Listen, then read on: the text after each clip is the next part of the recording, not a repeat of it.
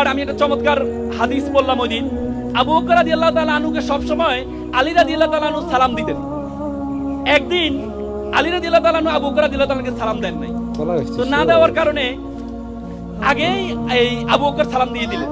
আবু বকর রাদিয়াল্লাহু তাআলা আনহু পরবর্তীতে গিয়ে রাসূলকে নালিশ করলেন যে আলী মনে হয় আমার প্রতি একটু রাগ, সে সবসময় আমাকে দেখলে সালাম দেয়, আজকে আমি তাকে সালাম দিয়ে দিলাম, সে আমাকে সালাম দিল না। তো পরে আলীকে ডাকা হলো। আলী বলল, ইয়া রাসূলুল্লাহ, আমি গতকাল স্বপ্নে দেখেছি যিনি আগে সালাম দিবেন তার জন্য জান্নাতে একটা প্রাসাদ তৈরি করা হয়, সে প্রাসাদে বড় চেয়ারের মধ্যে তাকে বসানো হয়। আমি মনে করি এই প্রাসাদে বসার জন্য একমাত্র যোগ্যতা আবু বকর রাদিয়াল্লাহু তাআলা। এজন্য আমি চাই উনি ওই চেয়ারে বসুক। এজন্য আজকে আমি একটু ডিলে করলাম যেন উনি আমাকে সালাম দিয়ে ওই প্রাসাদটা যেন উনার জন্য হয়ে যায়। কত চমৎকার না? এবং আল্লাহ রাসূল বলেছেন, কেউ যদি প্রতিদিন 10 জনকে সালাম দেয়, 10 জনকে সালাম দেওয়ার পর মৃত্যুবরণ করে, তাহলে তার মৃত্যুটা শহীদ